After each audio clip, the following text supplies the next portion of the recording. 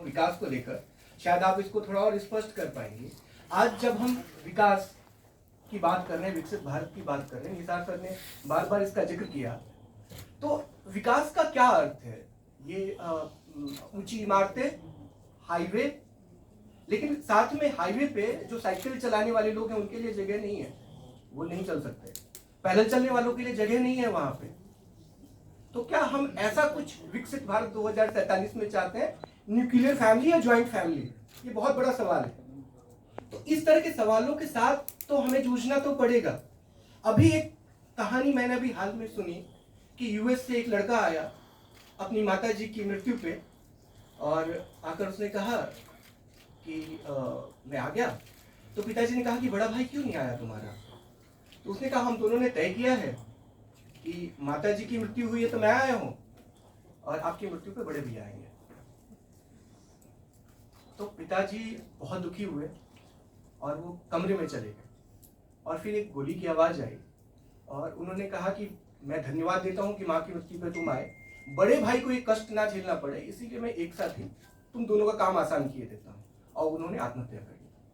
तो क्या हम कुछ ऐसा सोच रहे हैं विकसित भारत के लिए 2047 के लिए? बहुत किस तरह की चुनौतियां हम इस विकसित भारत के साथ देखते हैं, और राम राज्य की कल्पना क्या होगी, इसको लेकर मैं गीता जी को आमंत्रित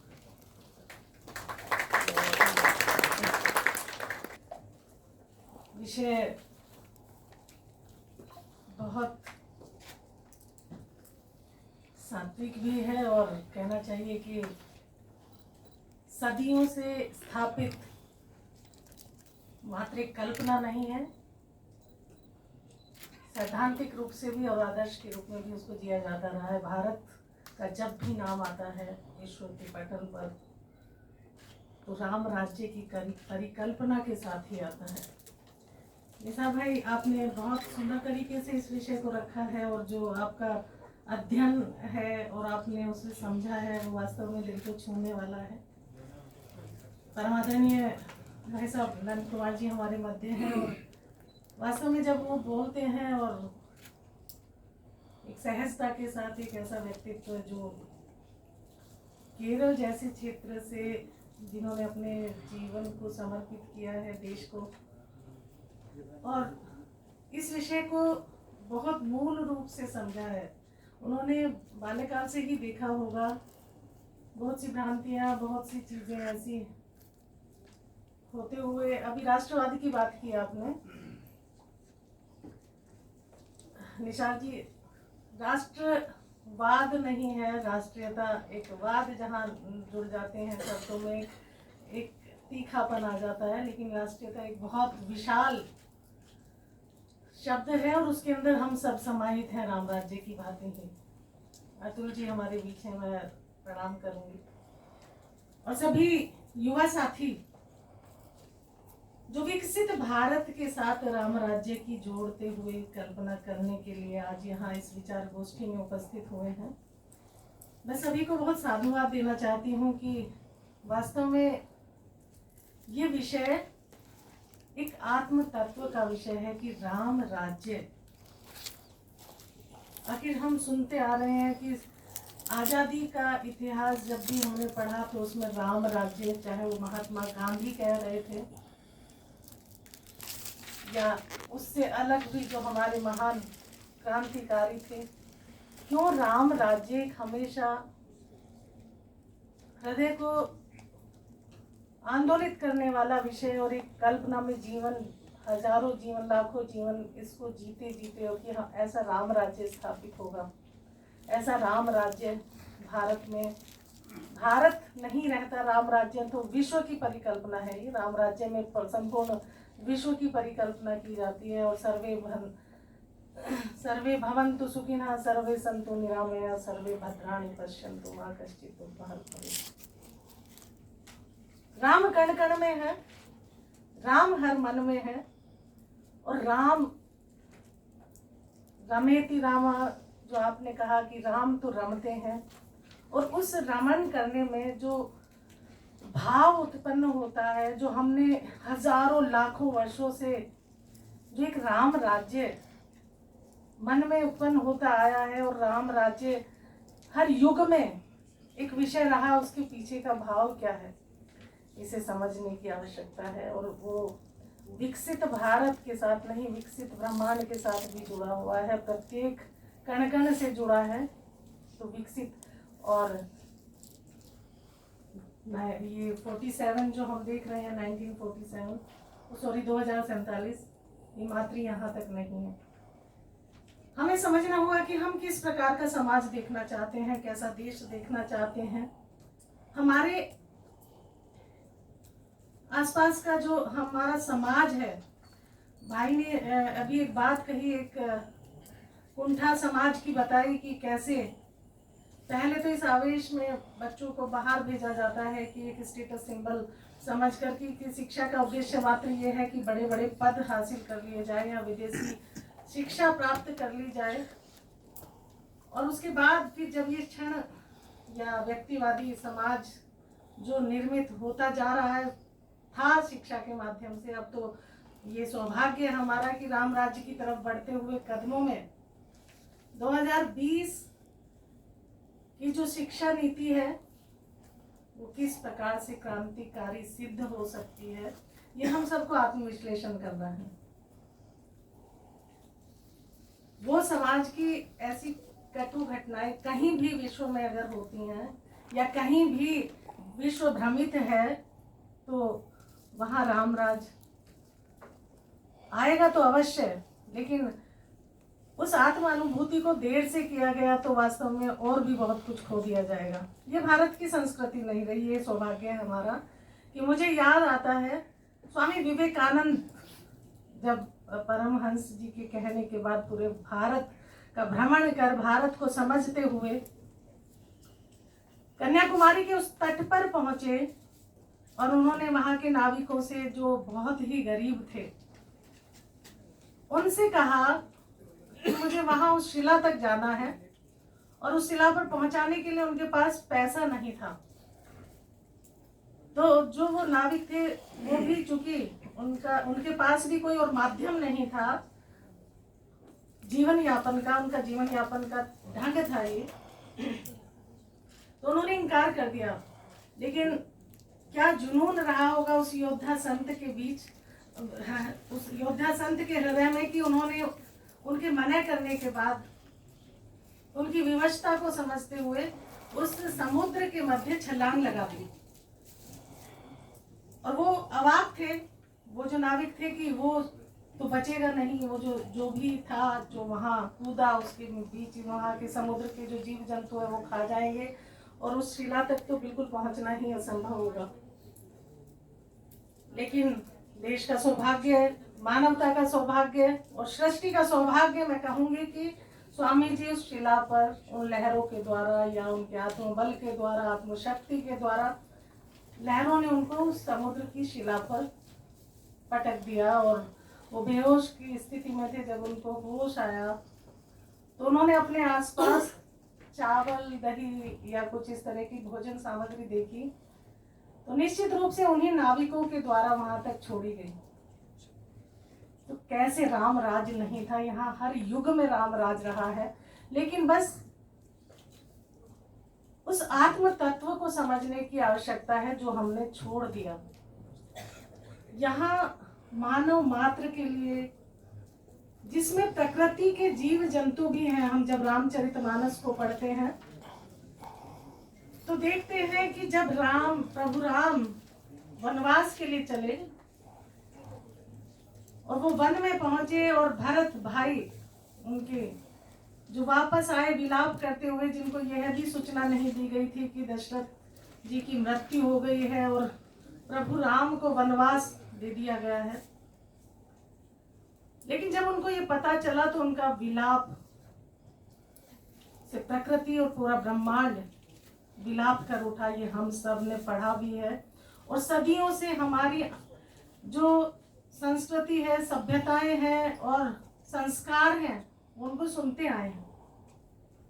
तो जब वो वन में पहुंचे तो जैसे भी उनको पता चला होगा, आप सब ने जाना है उसको, समय समय पर हर वर्ष नहीं, हम बड़े होते हैं उन सब कहानियों को सुनकर, तो कहीं ना कहीं वो संस्कार स्थापित होते हैं। तो आपने जो वो बताया, तो कहीं ना कहीं वो चीज़ें क्यों छूटी, क्यों विदेशी शिक्षा के माध्यम से हम उनमें खो गए कि हम अपने मूल संस्कारों को नहीं समझ पाए और एक विदेशी शिक्षा के प्रति आकर्षित होकर बच्चे इस प्रकार की सोच से पीड़ित हुए। तो यहाँ छूटी चीजें। तो भरत जी ने ये जवाब दिया जब प्रभु राम ने पूछा कि तुम अपनी कैसे आए हो, किसके साथ आए हो, कहाँ हैं तुम्हारे लोग, उनको चिंता हुई। तो उन्होंने कहा कि वो अगर मैं उन्हें यहाँ लेकर आता तो यहाँ की जो वन है, यहाँ की जो संपत्ति है, ऋषियों के जो आश्रम है, उनको खंडित होना पड़ता। तो जब ये भाव है कि इतनी पीड़ा में भी भरत उस चीज को सोच रहे हैं कि भाई पीड़ित होगा इससे और वो मैं उस भाई को और पीड़ा नहीं दे सकता, या खुद भी वो इतने विषाद में हैं, उसके बाद भी वो प्रकृति के लिए सोच रहे हैं। तो उस प्रकृति के सोचने के साथ पता चलता है कि किन संस्कारों के साथ राम राज क्यों कहा जाता है। आपने विकास की बात की, वास्तव में विकास कंक्रीट का जंगल या विज्ञान की उन्नति या ये सब विकास नहीं है। विकास वास्तव में आत्मिक तत्व है, जहां हम ये देना सीख जाएं कि हमारा जो पड़ोसी है अगर भूखा है तो हमें नींद ना आए, और हम जितना हमें मिला है उससे अधिक देने के भाव में आ जाएं, तो वास्तव में विकास भी है और वो विकसित होना भी है और वो राम राज्य की स्थापना भी होगी। निसार भाई के मन में उन्होंने कहा, साझी विरासत की बात की, और वो आपने कहा कि मेरा विषय है। नहीं, ये हम सब का विषय है। साझी विरासत और साझी परंपराएं क्या है? वास्तव में साझी विरासत तो ये जो हवा है जिससे हम सांस लेते हैं, जिसके बिना हम जी नहीं सकते, ये भी हमारी साझी विरासत है। ये धरती जिसे हम माँ कहते हैं, जो हमें जीवन देती है, वो हमारी साझी विरासत है। ये राष्ट्र हमारी साझी विरासत है, जो हमारी पहचान है, जिसे हमें संस्कार दिए हैं, जो हमारे मूल का आधार है, जिसके बिना हम कुछ भी नहीं है। ये समाज, ये राष्ट्र, ये व्यवहार, ये संस्कार, ये मिट्टी, ये हवा, ये पानी, ये सब हमारी साझी विरासत है। कोई इनकार कर सकता है क्या? कोई बिना इस मिट्टी के, बिना इस वायु के, बिना आकाश के, बिना पृथ्वी के जीवित रह सकता है क्या? जब ये भाव समझ आ जाता है कि राम कण कण में है, राम हर मन में है, तो ये प्रश्न ही समाप्त हो जाते हैं और हम सब का विषय ये बन जाता है। एक बहुत महत्वपूर्ण बात है कि रामचरितमानस में बार बार हम उदाहरण भी देते हैं, और राम राज्य की जो परिकल्पना है उसके आधार पर हम देखते भी हैं कि राम राज्य कैसा रहा होगा।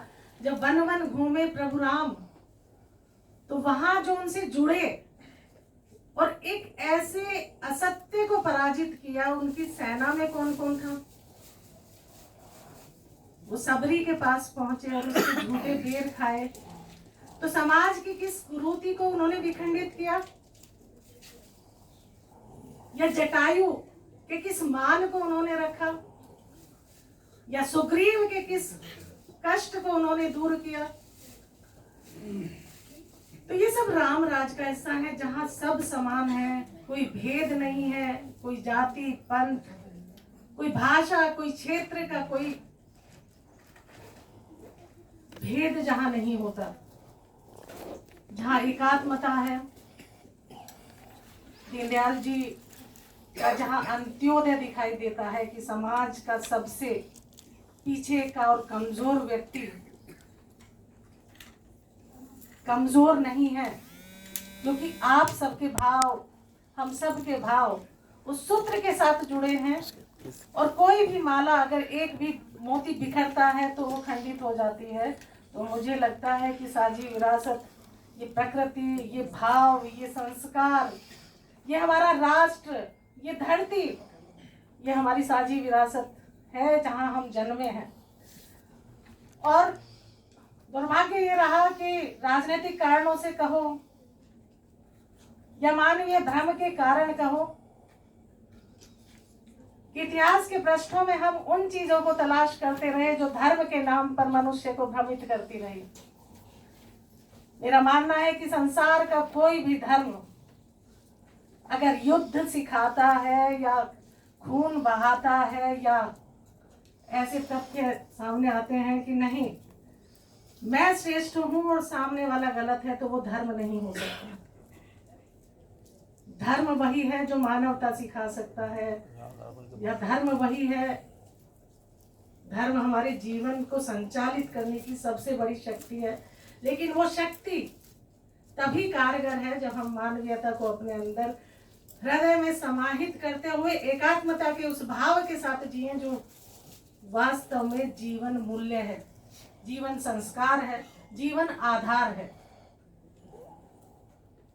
मैंने अभी एक बात छूट गई, मैं कहना चाह रही थी कि रामचरितमानस में हिंदू शब्द का प्रयोग नहीं है और हिंदू धर्म का सबसे दृढ़ स्तंभ ग्रंथ माना जाता है। उसका कारण क्या है? उसका कारण यह है कि वो मानव मात्र ही नहीं, प्रकृति के लिए लिखा गया है, प्रकृति से जुड़े हुए हर जीव जंतु के लिए, प्रकृति के लिए, पेड़ पौधों के लिए, सभी के लिए लिखा गया है। और वहां से ये राम राज्य हमने लिया। वो जो कल्पना जाती है वही जाती है। बहुत से देश हैं साउथ ईस्ट एशिया में भी जो मुस्लिम कंट्रीज हैं, वहां पे रामायण मुस्लिम बंधुओं के द्वारा ही खेली जाती है और इतना खूबसूरत, इतने सुंदर तरीके से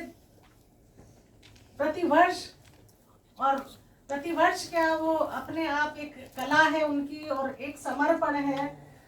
वहाँ हर देश में अयोध्या या उनकी जो उनकी राष्ट्रीय मुद्राएं हैं उन पे भारतीय प्रतीक जैसे गणेश जी हैं या सरस्वती हैं, इस तरह के चिन्ह अंकित मिलते हैं। तो ये धर्म का मसला नहीं है साझी विरासत। धर्म तो एक ढंग है ईश्वर को, ऊपर वाले को याद करने का। क्योंकि ऐसा तो बिल्कुल नहीं हो सकता कि डॉक्टर्स अलग अलग होंगे कि ये इस धर्म का इलाज करने वाला डॉक्टर अलग है, उसको अलग तरीके से किडनी बनी होगी या अलग तरीके का हार्ट होगा या अलग तरीके का ब्रेन होगा। हम सबको ऊपर किसी शक्ति ने बनाया है, उसको ईश्वर का हो, खुदा का हो या जो नाम भी दिया हो, लेकिन उस धर्म को वास्तव में समझने की आवश्यकता है। और मैंने अधिक समय लिया उसके लिए क्षमा चाहूंगी। बातें बहुत सी हैं। एक पुस्तक आई है राम मंदिर राष्ट्र मंदिर एक साझी विरासत, उससे हम बचपन से सुनते आए। मैं शिशु मंदिर में पढ़ी हूँ भाई सब। बचपन से ही मन में एक वो रहता था कि हम सुनते आते हैं कि संघ को इस तरीके से कहा जाता है कि वो मुस्लिम विरोधी है या एक राजनीतिक एक तंत्र ऐसा खड़ा किया गया था कि यानी कि जहाँ राष्ट्र के लिए सोचा जा रहा है। मैंने यही देखा, मैंने उस संघ को उसी तरीके से जाना और समझा कि राष्ट्र प्रथम, और उस राष्ट्र प्रथम में किसी भी वर्ग को ऐसे इतना बड़ा संगठन जिसको हिंदू ऑर्गेनाइजेशन कहा जा, एक टैग लगाया गया, लेकिन वास्तव में जिस तरीके से जीवन मूल्यों को और संस्कृति के भाव को लेकर जिया जाता है आप लोगों के द्वारा और आपके द्वारा जो कार्य किए गए उस पुस्तक में समाहित करने का प्रयत्न किया है, तो उसमें बहुत से प्रश्न निसार भाई आपको भी उत्तर मिल जाएगा। तो ये जो साझी विरासत है, मुझे लगता है कि आज हमारे यहाँ से इस विकसित भारत की तरफ बढ़ने के लिए, राम राज्य की कल्पना की तरफ बढ़ने के लिए साझी विरासत के वास्तविक अर्थों को समझते हुए हम यहाँ से चलेंगे। और आदरणीय भाई साहब और अतुल जी हमारे बीच हैं, उनको सुनने का अवसर हमें मिलेगा। बहुत बहुत धन्यवाद और बहुत बहुत शुभकामनाएं इस विषय के लिए जो ऑर्गेनाइजर्स हैं।